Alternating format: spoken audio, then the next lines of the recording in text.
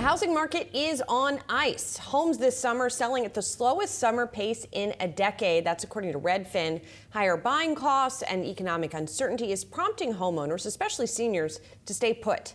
That's opening up major opportunities for lenders poised to benefit from home equity lines of credit. Joining me now, Meredith Whitney Advisory Group CEO. Meredith, it's good to see you. And it's been a while since we really zoomed in on home equity lines of credit. But that was the subject of a recent note that you put out. And I thought it was really interesting in this environment. It makes sense that we would see those numbers tick up. And as you noted, we're seeing a pretty dramatic increase in those types of loans. Hi, Julie. It's great to see you.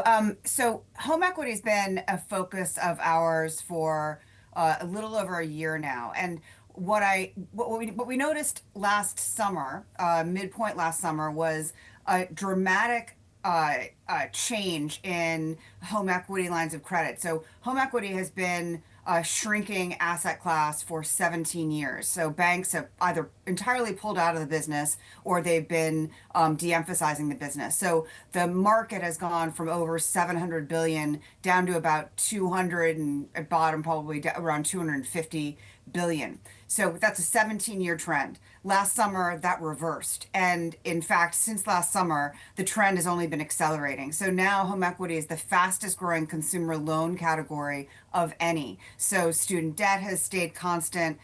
Credit card debt has not been growing. Mortgage cash out refinancing mortgage activity has remained decent, but home equity has really been the power engine of consumer lending. Now, the other thing that's happened as of last summer is private credit has come in, actively pursuing these loans. So you have a confluence of demand increasing and then liquidity firing on all cylinders. So there's been over $42 billion in forward purchase agreements for home equity and personal loans, long duration assets. And that's just what's reported. So it's probably double that what's not reported. So Rocket, for example, has been an incredible stock this year. Their home equity business is up over 70% from last year. Another company that's soon to be acquired by Rocket, Mr. Cooper, their activity is more than double last year. SoFi has been an incredible stock this year. They're just beginning to really accelerate their home equity business, and their personal loan business is extremely strong. They have, I think, I believe it's over $12 billion in forward purchase agreements for that product. So, Meredith, as we sort of illustrated in the introduction to you, some of this is being driven by older Americans who are living in the homes they've been living in for decades, but with rates where they are right now, they can't necessarily afford to sell and buy another home at a relatively elevated mortgage rate, right? So once rates start to come down, will you see that sort of opening up, and will you also then see these home equity line, that business sort of fall out of bed, as it were, at a certain point? I don't think so. It's unclear what seniors will do. What the AARP says is that most seniors want to stay and age in place. And we estimate that 60% of US homes, and this is based on census numbers, are owned by seniors. So that is such a massive amount of inventory that's not moving. And I think that's why you have such a stuck real estate market. So existing home sales are tracking to be the worst in over 25 years. So you just don't see any activity. And that's because of high prices, that's because of high rates, but most importantly, it's because seniors aren't moving. So there's just not, there's a little bit more inventory on the market, but there's not enough inventory on the market to really move prices down to an affordable level. So the actually carrying costs of owning a home is more expensive than renting. So I think what you're seeing is more seniors are able to stay in their homes because they're tapping into the equity in their homes. So 79% of seniors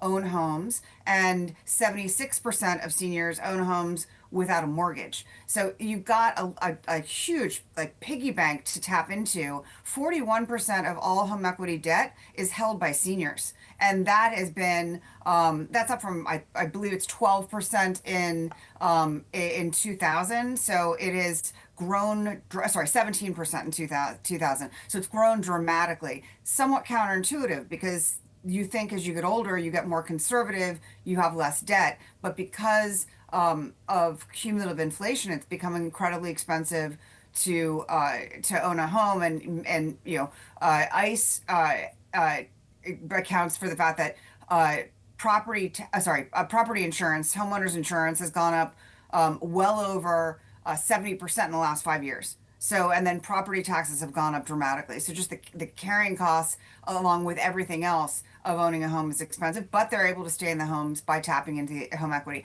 I think that home equity is only going to accelerate from here. Are we, though, at the same time going to see a wave of defaults or foreclosures in some cases with these folks if they outlive these loans, for example, or if they need to pay for expensive health care, even if they're staying in their homes? I guess what I'm asking is, how risky is this type of debt that we are seeing, grow so much? It's actually the cheapest form of debt next to a mortgage. So it's cheaper than credit cards, it's cheaper than personal loans. And what's really different, because I'm always asked about how close are we to the last crisis, because I was so active in the last crisis, in particular around housing. If you look at loan to value ratios, they're half of what they were in the last crisis. So the average loan to value in the US is just over 20%. It was over 50% in the crisis, and of course, a lot of homeowners were upside down, and that's what caused a race to foreclosures and people losing homes. But it's nowhere like that. So I think that you have people who have built up a tremendous amount of equity, and why not tap into it? I can. Where I was very cautious on the housing market going into the crisis, I'm actually very bullish on the equity in homes and a safety net for so many people. Home Depot reported this morning, and they talked about this trend that people are doing small types of renovations, but there's so much more they can do by tapping into their home equity. So Home Depot had a great quarter, and their guidance was very strong. We actually wrote about this yesterday, anticipating that. But another thing is, homeowners are, the economy's bifurcated, right? The high end has been supporting so much of the economy, but homeowners, and Home Depot said this in their earnings call today, homeowners are just a much better credit and spending customer, and that's the bulk of Home Depot's customers. So I look at U.S. consumers and divide it down to who owns homes and who doesn't, and the folks that don't own homes really have no safety net. Well, and Meredith, I guess that helps sort of go in the direction I was going to go, which is the final question, which is, what's the downside of all of this? Or who is there a downside for? Where is the risk? Because there's got to be risk somewhere as a result of some of these trends. Oh, I think that one clear risk is the fact that the first thing people do when they take out a home equity loan is home repairs, but they also pay down debt. So you see credit cards not growing, and they haven't grown in several quarters. And I think that the subprime credit cards are suffering. So if you look at Bread Financial, if you look at Synchrony as an example, and Capital One on a standalone basis, their credit card balances are not growing. So I think that's where you see the weakness. It's not necessarily risk, it's just they're going to have a difficult time generating revenues because of lack of growth in their portfolios.